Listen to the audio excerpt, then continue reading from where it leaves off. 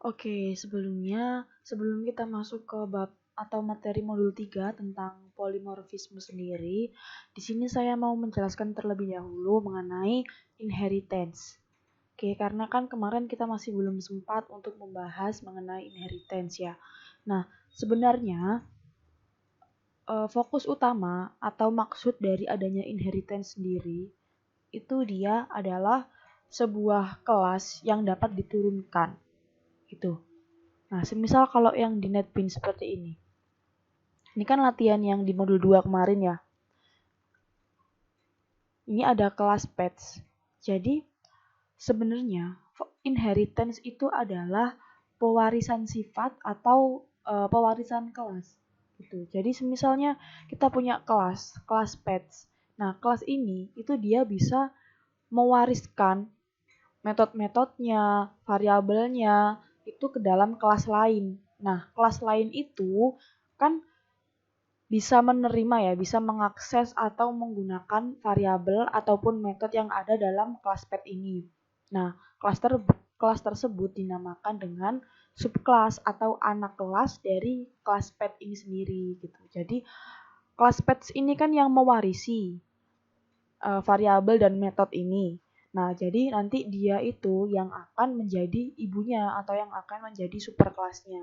Sedangkan kelas lain yang mewarisi atau yang mendapat warisan terkait dengan variabel dan metode ini, dia adalah subkelas atau anak kelas dari kelas pet itu sendiri.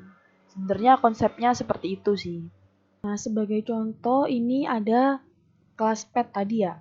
Nah, kelas pet ini dia kan mempunyai sebuah variabel string name.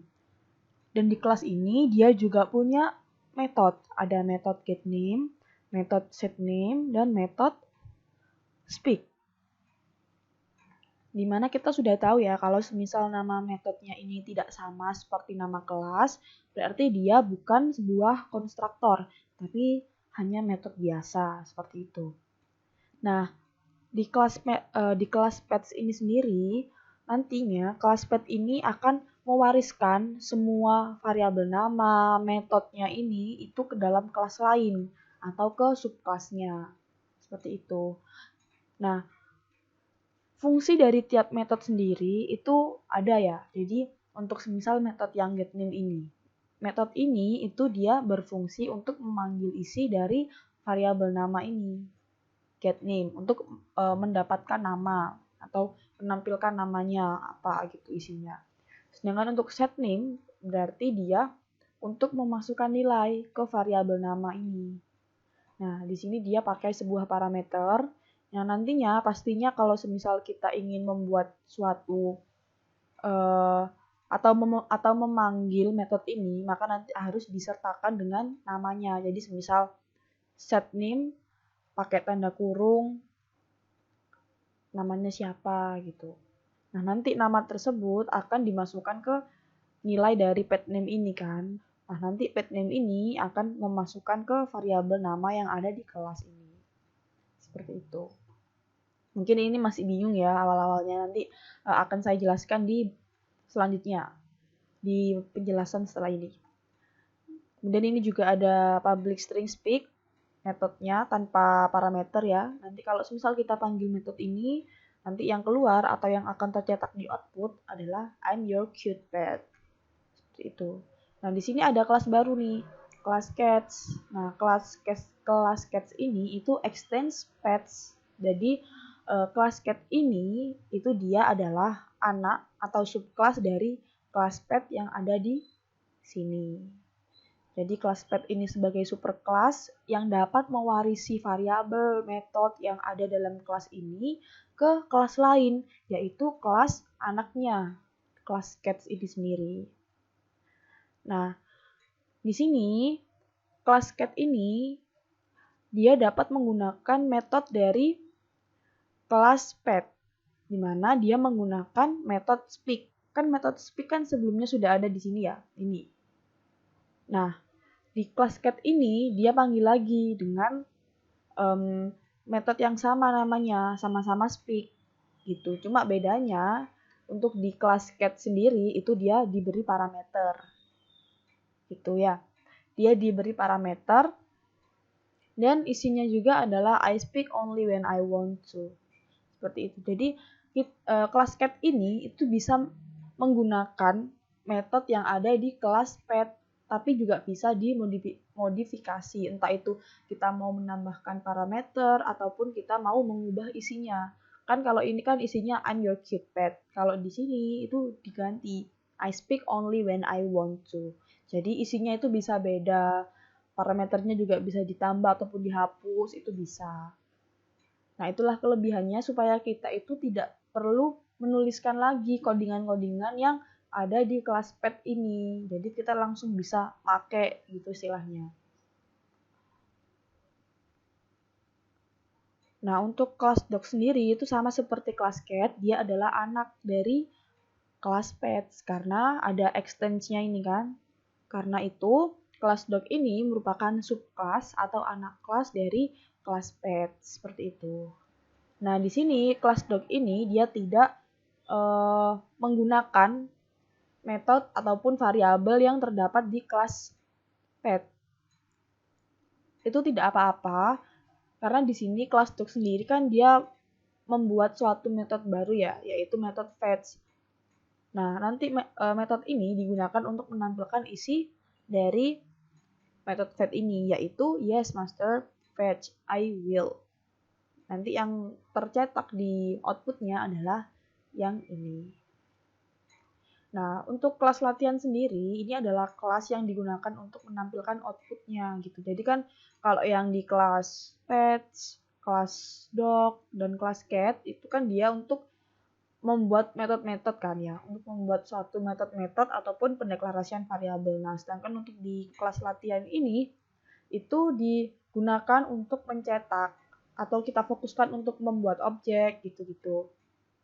Nah, yang pertama kita buat main-nya terlebih dahulu. Kemudian di kelas pet sendiri tadi yang atas, yang super kelas, kita buat objeknya dari kelas ini. Jadi di sini kita tulis pets, nama kelasnya ya. Terus nama objeknya apa? Pet 1 sama dengan new pets. Gitu kan. Jadi di sini kita sedang membuat objek yang ada di kelas pets. Jadi di sini membuat objek yang ada di kelas pets seperti ini. Nah, nanti yang akan dicetak, kalau yang akan dipanggil itu adalah method speak. Method speak yang ada di kelas pets. Kenapa di kelas pets? Karena pet 1 ini itu kan dia mewakili ya, atau merepresentasikan dari kelas pet sendiri. Berarti kalau semisal di sini pet 1.speak, berarti yang akan dipanggil adalah method speak yang ada di dalam kelas pet itu sendiri. Nah, method speak itu isinya apa? Ini ya, method speak dalam kelas pet. Isinya adalah I'm your cute pet. Berarti nanti yang akan tercetak pertama adalah I'm your cute pet. Gitu. Nah, kemudian kita coba untuk membuat suatu kelas. Maksud saya membuat suatu objek baru dari kelas cat. Ini ya. Nah, di kelas ini kita ingin membuat objek baru atau membuat objek yang dapat merepresentasikan dari kelas cat sendiri. Kan kita sudah tahu ya kalau fungsi objek itu dia istilahnya itu untuk merepresentasikan suatu kelas gitu. Nah, di sini objek cat 1 ini dia itu akan merepresentasikan kelas cat itu sendiri. Jadi contohnya seperti ini. Kan di sini ada cat 1.setName. Nah, di sini metode setName. Metode setName kan tidak ada di dalam kelas cats ini kan. Dalam kelas cats ini dia hanya mengandung metode speak. Dia nggak punya ini metode setName. Tapi kok dia bisa manggil cat 1.setName gitu kan. Sedangkan metode setName ini berada di kelas pets ini kan, di sini. Tapi kok cats ini bisa mengambil atau bisa mengakses metode yang ada di luar kelasnya gitu. Nah, jawabannya adalah kelas cats ini itu walaupun dia tidak menuliskan ya di sini metode set name-nya, tapi kan kita harus ingat kalau kelas cats ini dia adalah anak atau turunan dari kelas pets itu sendiri. Dimana kelas pets ini dia bisa mewariskan variabel ataupun metode yang ada di dalamnya. Jadi kelas cats ini dia tetap bisa mengakses metode-metode yang ada di dalam kelas pets itu sendiri gitu. Jadi di sini kenapa kok yang di cat 1 atau di kelas cats ini dia bisa pakai metode yang ada di kelas pets karena dia adalah anak atau subkelas dari metode dari kelas pets sendiri gitu. Nah, di set name tadi, kita lihat ya, di set name tadi dia punya parameter. Nah, berarti kalau kita saat ingin menggunakan ini, metode ini, kita harus menambahkan parameter atau isi atau nilai dari variabel parameter, yaitu pet name ini. Nah, ini kan sudah kita isi ya dengan nama Kitty. Berarti Kitty ini nanti dia akan terisi atau akan diisi ke variabel pet name yang ada di parameter. Nah, setelah variabel pet name yang ada di parameter ini terisi, maka nanti akan diisikan ke variabel nama ini. Sehingga nanti yang akan keluar atau yang akan muncul ini adalah my name is plus cat1 get name, dimana namanya tadi kan sudah jadi Kitty ya. Nah, terus dipanggil ini pakai metode get name. Jadi nanti yang keluar adalah pemanggilan isi dari variabel name, dimana variabel name tadi kan sudah diisi di sini dengan nama Kitty. Berarti nanti yang keluar adalah my name is Kitty.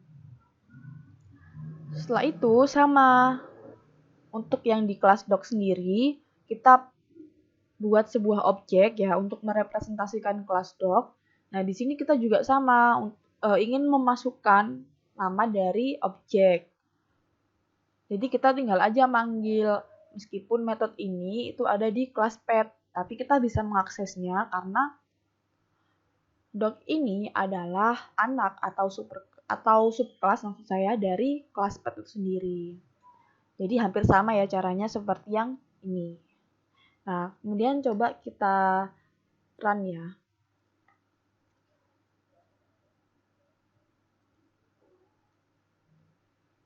Nah, saat kita run, maka nanti hasilnya yang di I'm Your Cute Pet akan dicetak pertama kali karena pemanggilannya itu yang pertama gitu kan ya, yang ini pet1.speak itu tadi, seperti itu.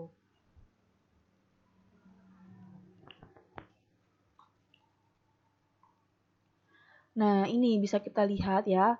Seperti yang saya katakan tadi, kalau ini adalah akan muncul di paling atas atau yang akan dicetak pertama kali. Kemudian yang ini bawahnya my name is Kitty dan yang terakhir adalah my name is Doggy. Seperti itu.